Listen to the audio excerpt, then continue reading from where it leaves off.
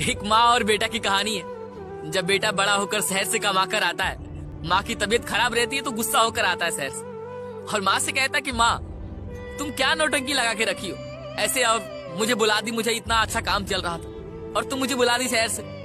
तो माँ अपने इशारे में कुछ कुछ बोल रही थी, उनसे बोला भी नहीं जा रहा। तो उनकी बातें बेटा समझ नहीं पा रहा था। तो उसके माँ से बोला कि ये क्या ओल्ड मॉडल जैसी बोल रही हो माँ, पापा आप ही समझो माँ को, इनकी बातें तो मुझे समझ में नहीं आती। तो पापा ने भी क्या खूबसूरत जवाब दिया, वाह बेटा तुमने भी अपना रंग दिखा ही दिया।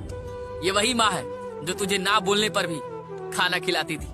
ये वही माँ है जो तू कुछ ना बोलता था तभी तेरी बातें समझ जाया करती थी। ये वही माँ है जो तू कहीं से भी आता था तो तुझे गले लगाकर शाबाशी देती थी। ये वही माँ है जो तू बचपन में कुछ ना भी बोलता था तो तेरी सारी फीलिंग्स, तेरी सारा दर्द अपने को ले लेती थी। ये वही माँ है जो तुझे 9 महीने यहाँ पर रखकर दर्द सही थी और तू आते ही कहने लगा कि ओल्ड मॉडल इनको समझ में नहीं आता। ये वही माँ है जो तेरी सारी गलतियों पर पर्दा लगाकर अपने पर ले लेती थी।